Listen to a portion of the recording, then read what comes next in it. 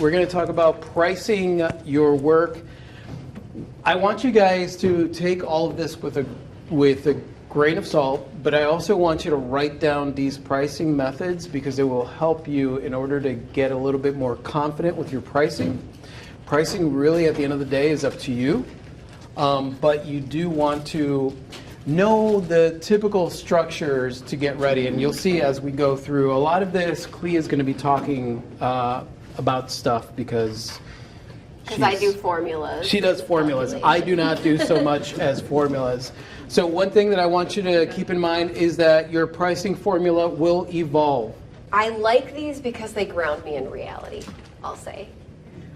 It's easy to sway one direction or another with pricing. We definitely tend to undervalue our own work. I would say before we even get into the next type of pricing formula, using the would I pay that for this barometer with yourself as the barometer, not the best idea. No. Most of us... We are cheap. We can be cheap. We can be scrappy, frugal, sometimes fully cheap. When money's tight, when we're starting out, no, maybe you wouldn't pay that for that because you wouldn't pay much of anything for much of anything, right? Also, you know how you made the thing. So in your brain jar somewhere, you're like, oh, anyone can do this. What am I even trying to pull here? Yeah, it's, right? it's one of those things where it's like you almost look at it comparatively the same way that you would look at, let's say you go to Hobby Lobby and they have something on sale like a basket, and you do basket weaving, and you're like, I'm not going to pay that for that. I can make that. The problem is you look at your own art the same way. Like, I'm not going to pay $24. I'm not going to pay $38 for this thing. I know how to make this. And we forget that as artists, everything that we create is going to look like magic to someone else, you know? And even people that are creative and do know how to use the mediums, a lot of times those happy accidents that happen in art, you can't reproduce that. And a lot of those happy accidents in my art are the things that people come up, they're like, how did you do that? And I'm like, just kind of happened on its own. You know, it's, I don't know, whatever artsy fartsy answer I want to get, it just happened on its own. But it's a lot of, all of that kind of plays into that pricing of looking at something without thinking what other people would value it, right? And that's where you trying to value it for yourself or thinking what someone else would value it is utterly ridiculous. No matter what your price is on a piece, there are going to be people who think it's too expensive, and there are going to be people who think that it's not expensive enough. It doesn't matter where you fall on the scale. Yeah.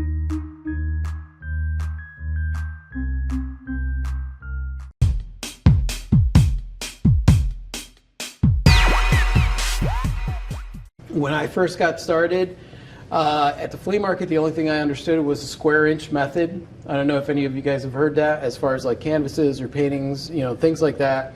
Square inch method. I thought that that was the easiest way to do it. It is the easiest way to do it. I don't necessarily use that anymore, but I do use it when I'm quoting a commission, for example. Because it's quick. Yeah, it's quick for me. So I'm able to give an approximate. So I'll say like, okay, based on the square inch method, like this could cost you anywhere between $400 to $800. You know, and it gives me a nice leeway to be able to put in a really good estimate together or a good price together. So explain just briefly what the square inch method is. So the square inch method, in case you don't know, is where you take the inches of either side. So for example, if you have a 10 by 10, 10 times 10 equals 100. So 100 times some kind of number. When I first got started, my equation was 26 cents per square inch, right? Then eventually it kept, whenever it was like the demand got too high for my art, I was like, I can't keep up, so I tried to dissuade people by charging more. So it was like 36 cents a square inch. and then 46 cents a square inch until I got to $1. But even still, like, it's one of those things that, like, you kind of, art is, there's so many other factors involved in pricing your art that the square inch method should really be used as just kind of like a measurement tool, where you're like, all right, so this would be 24 by 36, 24 times 36, and I'm going to charge 75 cents a square inch or $1.20 a square inch. But it's really all of these pricing strategies are going to just kind of be something to give you an idea of comparison within your own pricing structure. A foundation. A foundation.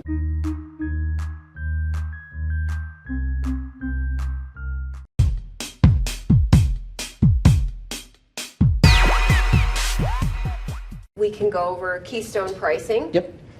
Keystone pricing is, whereas square inch method is great for paintings, sketches, a lot of 2D art. Keystone pricing is great for materials that don't fit into that square inch method. It's exceptionally good when you're working with expensive materials, where you need to know what your break-even number is. So for me with jewelry, this is my go-to method, and it works like this. And there's numerous different keystone pricing methods, but I'll tell you what's common and then what I follow. But essentially, keystone is you're figuring out your cost of making the thing. You want to be as specific as you can with that, especially if you are working with more expensive materials. It does get easier over time to know your average cost on a thing the more you make something. But I keep very detailed cost lists for myself because I work in precious metals and gemstones, and they are constantly fluctuating. Gold is constantly fluctuating in price. It's going up and down as the stock market goes up and down. So component number one to keystone pricing is know what it costs you to make the thing. Component two is decide what is a fair hourly rate for yourself as a creative, essentially working for you in your studio. And this in of itself can be hard for some people. What is a fair hourly working rate? When I first started, I just wanted to make $1 more than I made at the last job I had. And back then that meant $10 an hour for me. And I was fine with that, and that worked for the time. As my skills developed and demand increased, that hourly rate went up. It's also helpful to Google sometimes, what does a working bench jeweler make in 2023?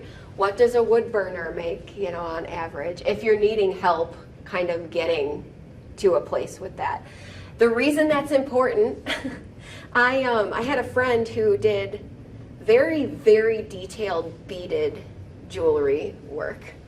And she was selling like hotcakes. We're not talking about like one line of bead. We're talking about like just complete like like Egyptian elaborate jewelry, just body coverage, like gorgeous stuff. And no matter try as she might, right? It's selling like hotcakes, and the business is just like not viable. She's constantly running into like, I don't have money to scale up. I don't have money to purchase materials. And I was like, what are you making hourly? She was like, I don't know. I'm just making this stuff. I just like it, right? So I like it, so I don't have to like pay myself. So we did the math, and I was like, well, Anna, like, how long did it take you to make this? And she was like, I probably have, 16 hours in that piece, right? Look at the price tag, what she's selling it for. We figured out that she was making an average of 36 cents an hour. How are you going to run a viable business when you're paying yourself 36 cents an hour? If you had to scale up and pay someone to do aspects of what you do, would you pay them 36 cents an hour? Yeah. So it has to be a fair working wage for you. You can tweak that up and down as you need to, but these are the two main components. I want you guys to think about something when you're thinking about what your hourly rate is going to be. Right, just a thought to plant in your brain jar. Money, as much as people are chasing money, money is pretty much, there's an infinite of, they're printing money every day, there's all kinds of money. You could literally never run out of the opportunity to make money. Time is finite, and we all know that. We all have one destination that we're heading towards. It is finite. The value of your time, you need to make sense of it based on that factor alone. Your time is valuable. Pay yourself for your time. Yes, you love creating art. It's amazing. However, you also need to be able to support this amazing thing that you do. And hopefully continue to do it. Yeah. Right? So, once you know your cost to make a thing, and you know what your basic hourly rate is, here's how Keystone works. Your cost, and usually this is cost times 2 or 3. Google and internet articles will tell you that Keystone is your cost times 3. That's triple Keystone. That's the average. If you've ever heard of like triple Keystone, that's what it is. It's your cost times 3. Times 3. Most articles will say, and you can write this down because this is a method that's commonly used. It's not exactly what I'm doing, but your cost plus your labor times 3. And for a lot of folks, that's their wholesale price. And the reason you're timesing your material by a multiplier, the idea there is if you make 1, it affords you the ability to make 2. Yep. If you make 2, it affords you the ability to make 4, Now, and so on and so on. Now, I will say that, you know, when it comes to that, you got to really think about your pricing. For you, doing it the typical Keystone method That's a little high. Is a little high because your material cost is a lot higher. Now, let's be honest. When it comes to canvas and paint, usually there's no... We're not breaking the bank with the materials that we're using on the value of the art is mostly you, unless you're using like 18 karat gold leafing or something, and even then those sheets of gold leafing are not that expensive. So really that's where when I look at Keystone pricing, that's the way that I'm averaging out, because my material cost is pretty low, so I'm going to add my labor. Okay, I can do this 3 times. And that's where you adjust, right? Go ahead. No, that's exactly what I was going to say. So my Keystone formula that I use that I'm comfortable with is my cost times 2 plus my labor. So if I have to time myself, I time myself. It's annoying to run a timer while you're working on a thing, but sometimes it's necessary. My cost times 2 plus my hourly labor, that's my wholesale price. That means if I'm in a gallery and the gallery takes a 50% commission, which some of them do, and some of them are well worth it, so you might not want to just write off that 50% commission. Sounds like a lot, right? That means you're partnering with this gallery.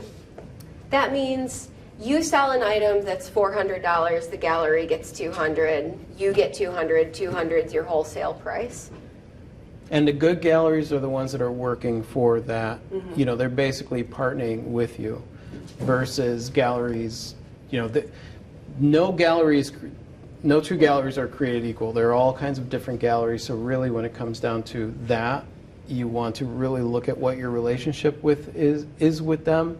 However, your pricing really needs to be ready to go that route, right? Because the reason that they're going to get whatever percentage they're getting is because they're doing the marketing, they're marketing to their own collector base. They are already, when they're looking at the artwork, they already have in mind who's going to buy it. They need to sell it in order to make an income. And when you aren't, because a lot of people are like, well, yeah, I'm charging that much because the gallery's taking out this percentage, but I don't feel right doing it. I'm like, I'm sorry, but until you're partnering with a gallery, you're the one doing all that work. You're the one that's putting it out there. You're the one that's hauling it back and forth. I can tell you how many times I've hauled my paintings from my car to the show, from my car to the house, to the show, to the house, right? If I got paid for that, that'd be amazing. And that's where that comes in. You want to really, really think about all those factors when you're pricing out your art. Yeah, and I realize this may be a little confusing because I didn't finish that formula for you guys. Sorry, guys. That's my bad. Your cost times 2 plus your labor, that's your wholesale price. That can be a formula you can use. You could do your cost times 3 plus your labor as your wholesale price. Your wholesale price is never what you're selling it for on your website or at a show. You're taking that wholesale number and you are doubling it. This is your retail price, Yep. right?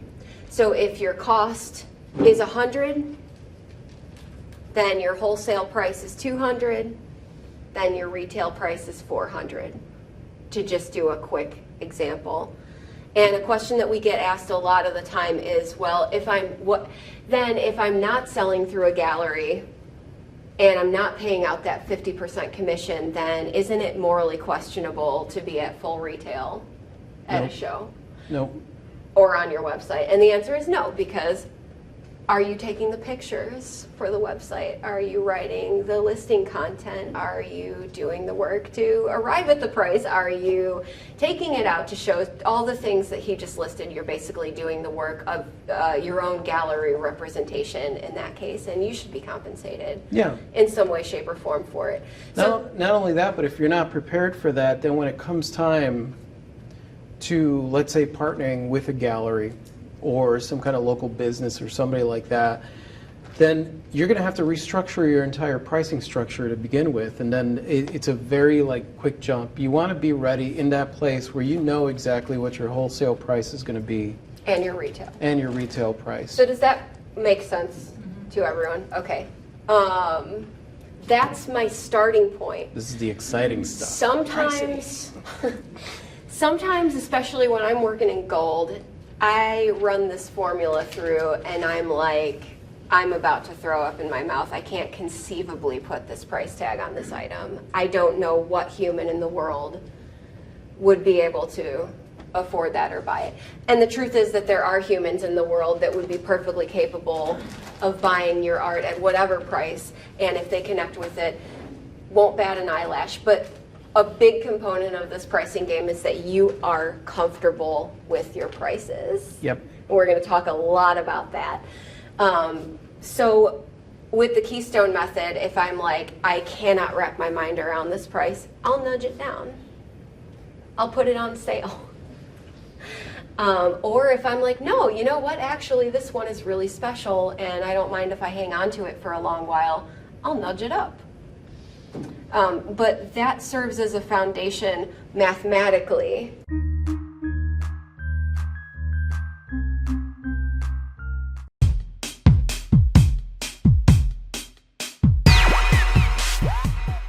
The other method of pricing is overhead pricing.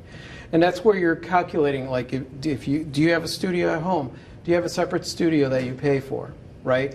And what you're going to do is you're going to average out all your bills, right? The percentage, let's say that you have your studio at home. This is how much percentage of my house is part of my studio.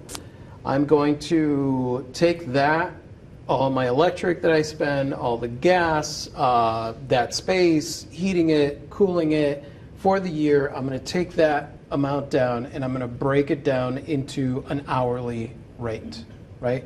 So you add up the full year of your bills, separate that percentage, and then you have your hourly rate. And basically what you come up with is how much does it cost me to Keep the lights on. keep the lights on in just my studio portion. You could take that, for us at one point, because the apartment that we were living in was basically the studio, so it was like all our bills, like how much is my hourly rate to keep this going? It's also exceptionally effective overhead pricing if you're dealing in non-tangible art. Like, let's say you write jingles. Like, how do you price a jingle? Obviously, your time, right? But overhead's a good method if you're operating a music studio or you're doing graphic design work. Or you're doing digital art, Yeah. any kind of digital art. The other, and basically, so you've got overhead pricing. A lot of times overhead pricing, what we're doing is we take that number and then we add it to our hourly rate. Basically, it's another line that goes onto Keystone pricing, but you're including all your overhead in there. Yes? Do you include the cost of the wear and tear of your tools? Yes. in your overhead? Yeah. Yeah. I mean, anything. Like if I know that I'm going to have to buy one of these every year or something like that, then I'll add that into the overhead because this is all the overhead that takes to. It might be one of those things where, like for shows, wear and tear on the car and having, adding an additional $400 every 6 months for car maintenance or something like that. Or even down to as small as, I know I'm going to break a saw blade every time I make this thing. Yeah. Exactly. Yeah, So absolutely. I think that it's very, very important to at least make the calculations of overhead so that you understand your cost.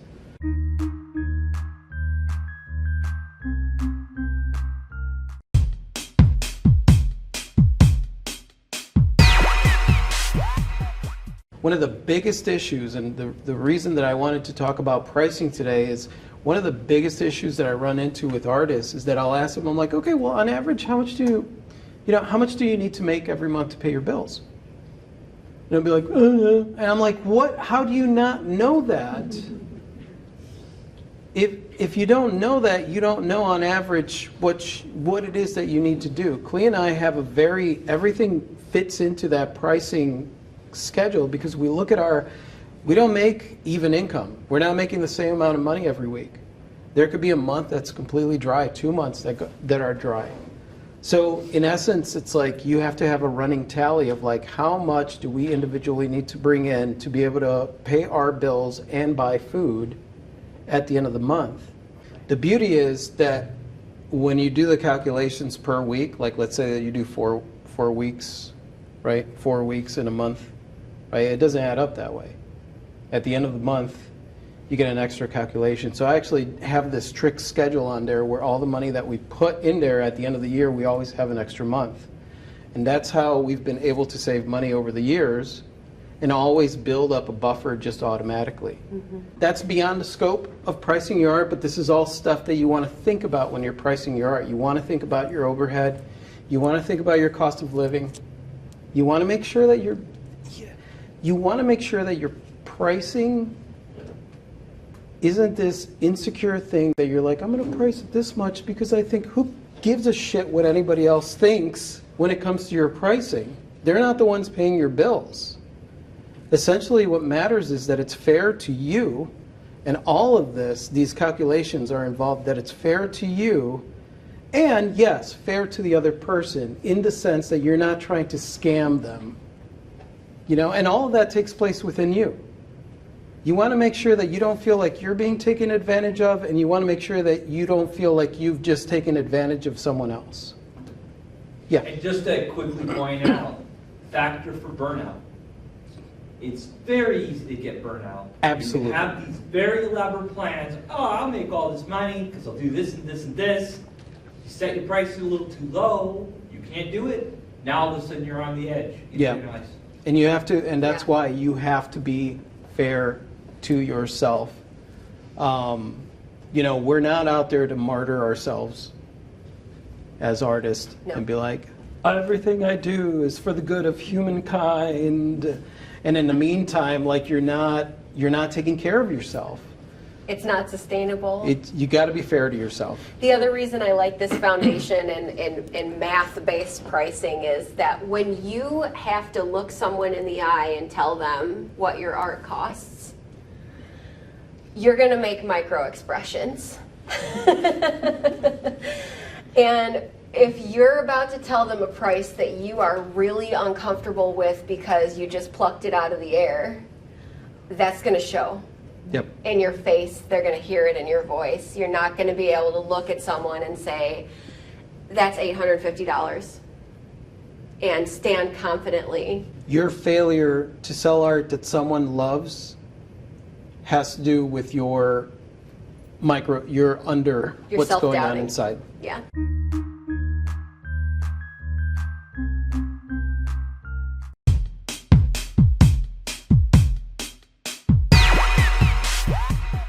Keep it simple. Most importantly, this is just for reference so that you have a knowledge of this is what my overhead is, this is how much it costs, this is per square inch, so that you have a nice solid method, and then you veer off of that as much as you have to, because at the end of the day, it's your artwork.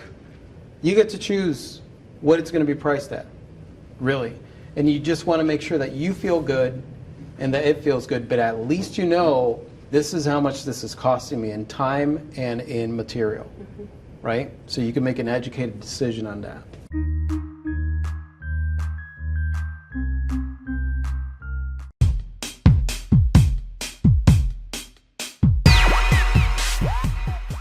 Figure it out, you know, what the mathematic equation is going to be to your art, but understand that value-based pricing, that's organic. That's where I'm telling you, like, my pricing went up the more that my artwork was in demand. You know, so like there's going to be stuff. If you're new to an area or you're new to art and nobody knows who you are you going to demand the $10,000 for a work of art price that some artist that's been doing this for 30 years is going to demand? No, and that's the problem, is that there is no, you can't do that game where you compare yourself and say like, well, artwork is selling for millions of dollars and so mine must not have as much value because it's not selling for these prices. It has nothing to do with that. You know, you're going to want to go around and you're going to want to take a look, you know, when you do comparative analysis. What are the galleries selling art for in this area? What are other artists selling art for in this area? Right? What is going on in this area? Now, I don't want you to necessarily price things according to that, because everybody has their own pricing thing. It's not a competition. Do not do the thing where it's like, they're selling it for 40, I'm going to sell it for 30. Hey, you know, because it doesn't work that way with art. Art is all original. You're not selling, like I said before, you are not selling the art. The art is selling you, who you are. Your art is that beautiful marketing that somebody walks by and they're like, oh, look at that. And then they get to meet the artist, right? It's the foot in the door to an introduction to you. You are the product, right? Your art is your marketing. That's the bright, colorful thing or cool, weird thing that catches someone's attention, right? Because it's offbeat. It's not part of the norm. And so it catches someone's attention and then they get to meet you. Or your representative, which is why I say that if you're going to go with a gallery, make sure that it's a good fit for you. Because, yeah, you gotta qualify the gallery as much as the gallery is trying to qualify you. Yeah, that is definitely a relationship.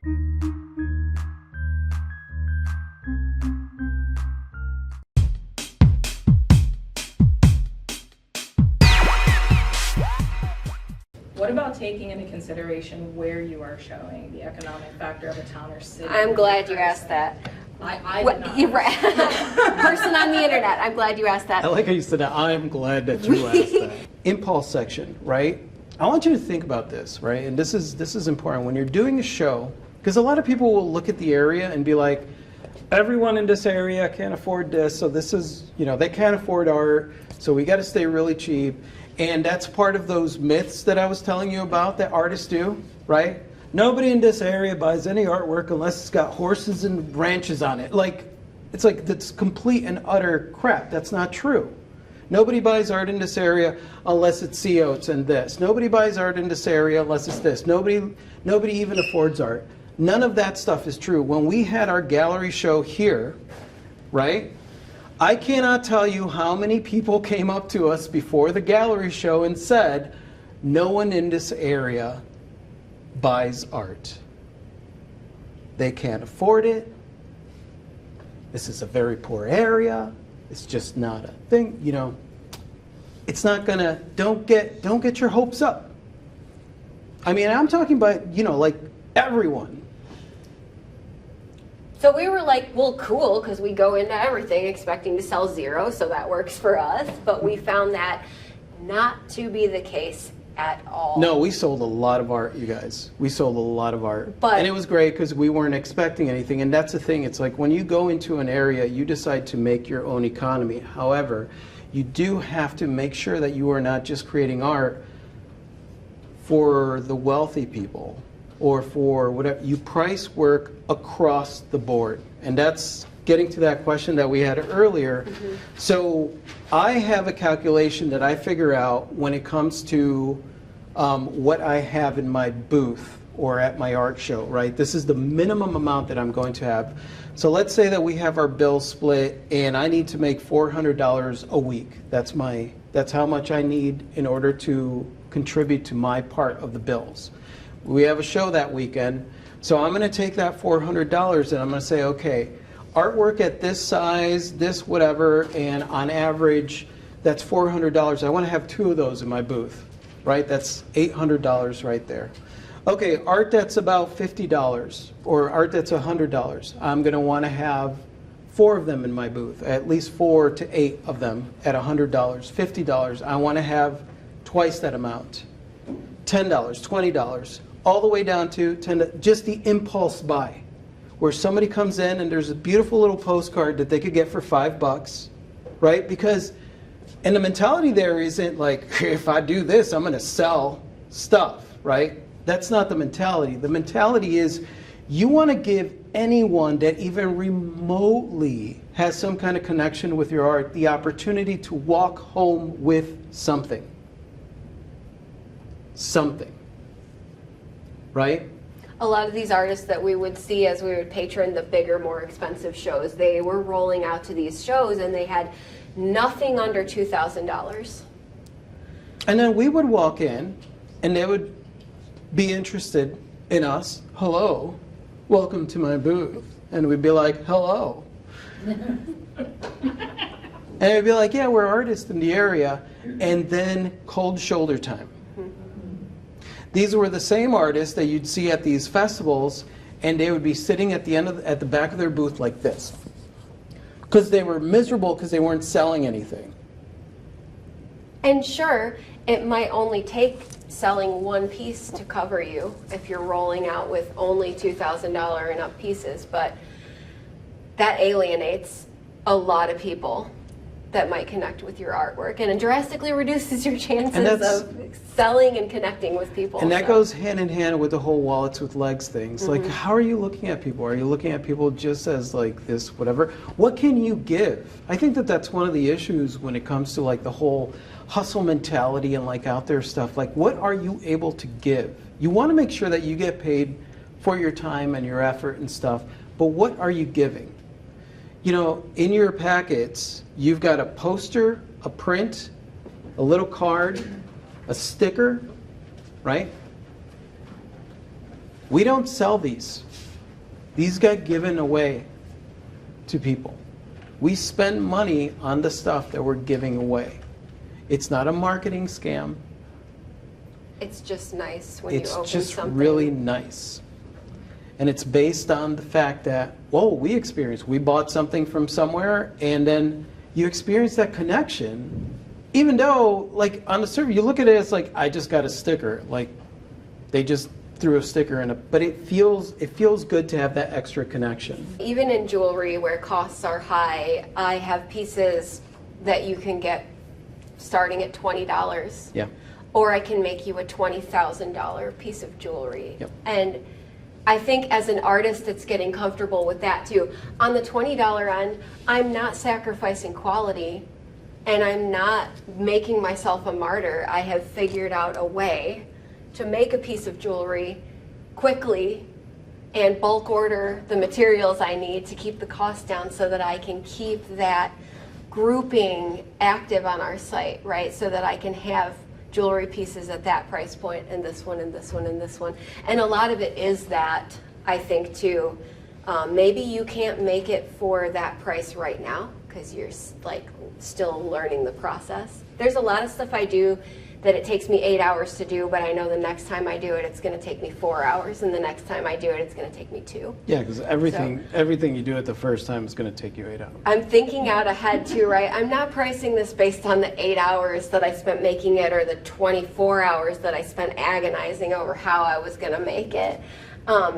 It's, okay, let me take an average. How long do I think it's average going to take me to produce this? And being fair with that And really, like, you can go a long way with bulk ordering materials to keep your costs down. If Yeah. you have the storage space for it and the means to do it, I highly recommend. I mean, with jewelry, it's pretty easy.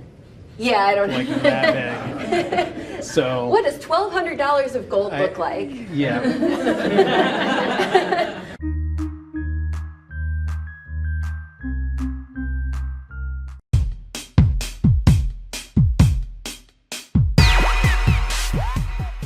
The next thing that I recommend is put your name on it. I know, there's plenty of artists out there that are like, I don't like taking away from the art because if I put my name on it, it takes away, so I sign it in the back.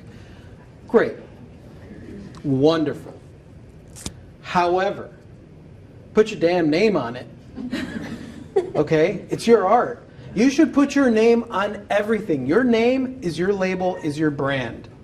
See this? This is recognizable, right?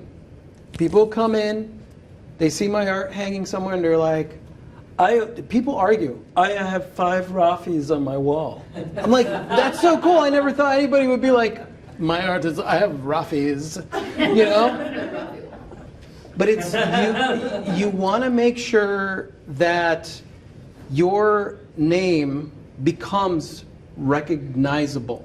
Picasso could sell a sketch on a napkin, not because of the sketch, but because of his signature that went on the sketch on a napkin. So put your signature on everything. Put your name, whatever, your artist name, whatever it is, boom, boom, boom, boom, boom. Clee, every piece of jewelry she creates, it's got her jeweler's mark on it. Her logo and stamp is stamped into the metal of the jewelry.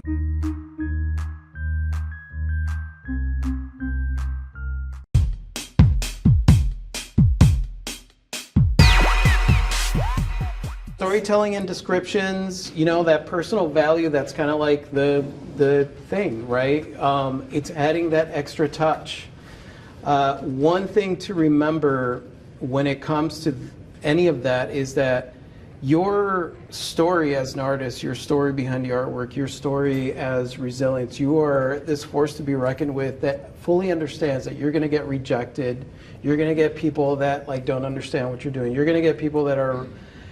Your story is epic. So that's something to remember when you are creating the artwork, is that every single portion of everything that you do has some kind of story, some kind of description, something like that, where it just gives somebody a little bit more personal of a touch. So don't not think about that, because that matters. So we talked about pricing your art, we talked about things that we keep in mind and all that stuff when it comes to pricing. Figure all of that stuff out, you guys, like all the marketing stuff, this is all part of your overhead. However, it doesn't matter what you price your art if you don't put it out there a lot. The first 5 years, 6 years of us doing stuff where we started at the flea market, it started 2 days a weekend, for the weekend at the flea market, and then it was the market, then the flea market, the farmers market, flea market, Fort Walton Art Walk, flea market, Perdido Key Art Walk. Perdido Key Art Walk, flea market, Fort Walton Beach, gallery night. We were basically doing something at least once a weekend. Mostly 2 or 3 times. Mostly 2 or 3 times. Usually it was Friday, Saturday, Sunday, if not Thursday, Friday, Saturday, Sunday. We were in the studio creating Monday through Friday, and we were out there. I don't recommend that you do that. However, that is the reason that we were able to support ourselves, because we put ourselves out there so much that everyone, you can't, it's social proof, right? It's We not became like, unavoidable. we didn't make money because we put ourselves all the time out there and that's where we made money. No, we started to make a living because people recognized us and there was social proof. We were recognizable. Like, Rafi is an artist, Clee makes jewelry. If I need, and somebody's going to think, because who do you go to if you need jewelry? What if you need jewelry repair? What if you want painting done? Like, is there someone that pops in your head that you know of? And that's what you want to be. You want to be somebody that's out there that other people, it's recognizable. we still have people that are ordering from us from Pensacola because we are their artist. We are their jewelers. That's who we are. So when they need something, the first person they think of is us.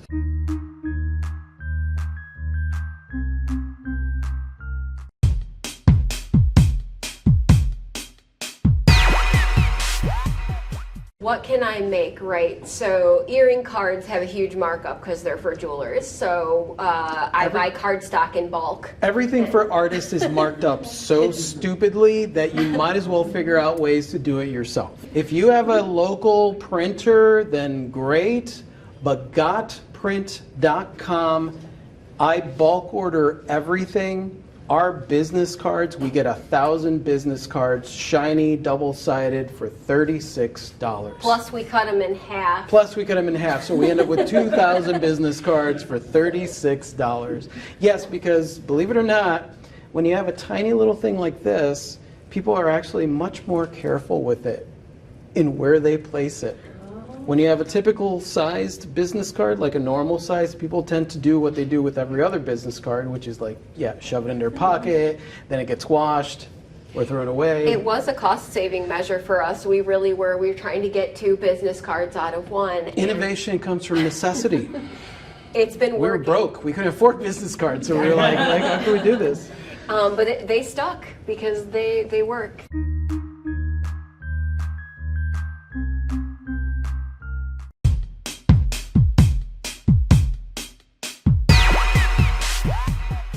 All right, places to showcase your art.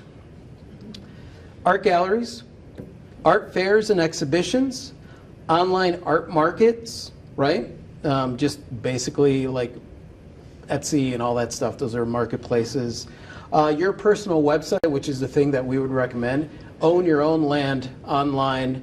If you're doing things through Amazon or through Etsy, That's fine. They own you. But they own make you. the rules, right? We'll Yeah. talk about that in a different section. Social media, share your stuff across the board. Here's the thing about social media. Own your social media presence. Don't let social media own you. Don't let them, the algorithm, the popularity, whether or not you have likes, who cares? Just post your stuff. Post your stuff and then be done with it. Art blogs, right? Have a blog. Let people sign up one by one. It's little by little, one by one, that really you start building your collector base. Print on demand. Print on demand is awesome, and we're going to talk about that. We're going to talk about specifically where I get my print on demand stuff and how it is that works, that entire process works. You can show your art with small art walks, church events, vendor at any festival, it doesn't matter what it is. If it's a peanut festival, it's a music festival, if it's anything like that, call them up. Even if they're not advertising that they have vendor spaces, call them up and ask them, how would you feel about artists setting up at this show? Flea markets, obviously, that's where we started. Live painting events, I have painted on stage with rock bands and stuff like that. Really, really cool event. Yeah, I am so metal.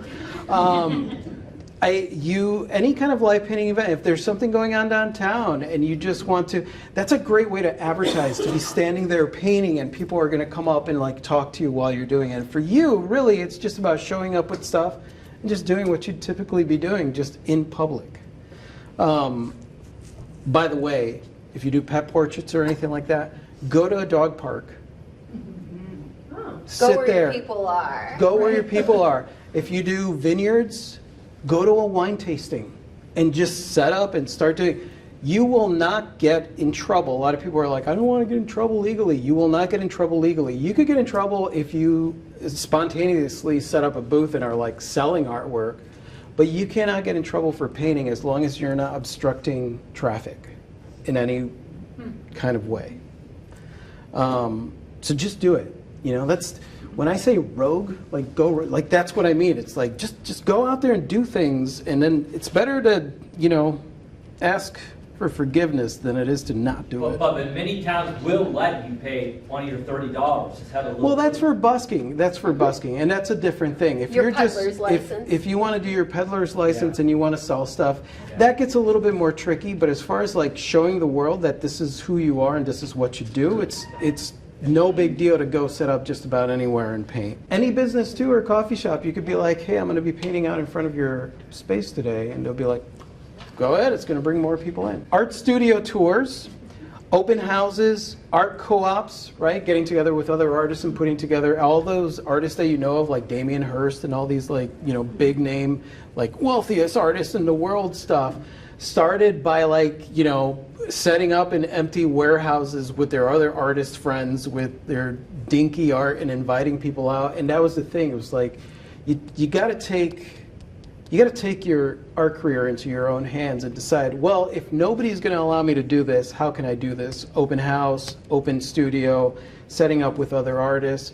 During the pandemic, Holly in Pensacola, like everything, she just started her art career. She was like, I'm going to start my art career. And then COVID happened and everything shut down. So she had just read one of my books, and she was like, you know, I'm just going to do what you would do, what he would do. And she contacted the store manager in the Walmart. There was a Walmart store, contacted him. Can I set up in your parking lot? Sure, why not? She did that during the pandemic. She was a drive-by art sales person. She became super popular in the area because everybody driving by, beep, beep, hello. They loved her. They loved her. She was out there giving them a smile during this crap. You've got art licensing, which is basically, you know, you talk to a company, a manufacturing company, they're going to use your art on stuff and you get a little bit of a cut every time they use it. Public spaces, I've talked about before, you know, exactly.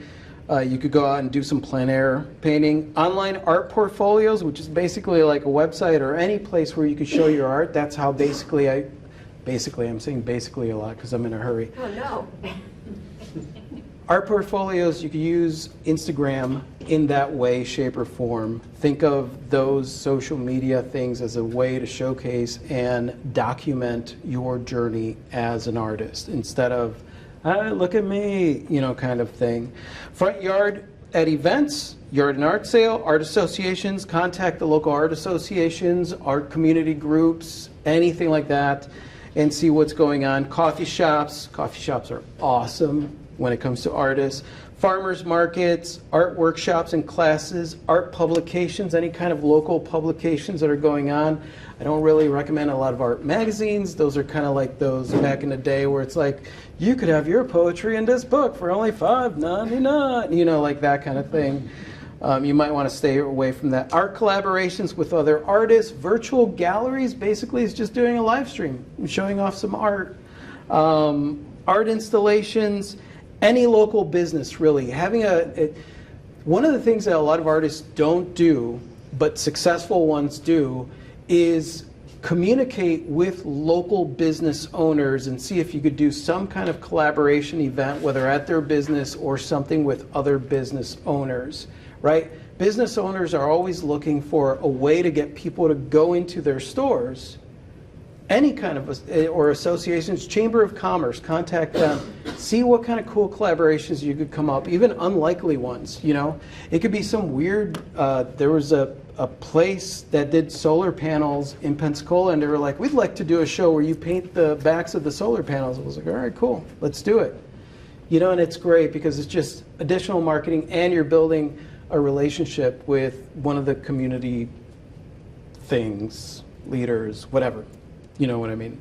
Pop-ups, do your own pop-ups. If there's an empty building space, empty storefront, which in some cases there are, contact the business owner, and if there's an event going on, like an Apple Fest or something like that, contact that business owner and let them know, hey, I'd like to rent this space for this amount of time, and you do a pop-up.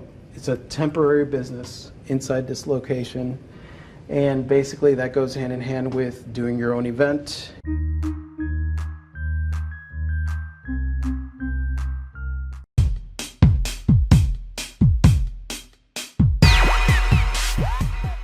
should you take into consideration where you live, such as an economically depressed area? And as we had said, you got to do what feels right to you, but rather than tailoring your pricing strategy to where you are, especially in today's day and age where you can have a global market via a website and you're going to be selling to people all over the place, not just in your local area, rather than tailoring to a specific area that you might live, have something at different price points for everyone.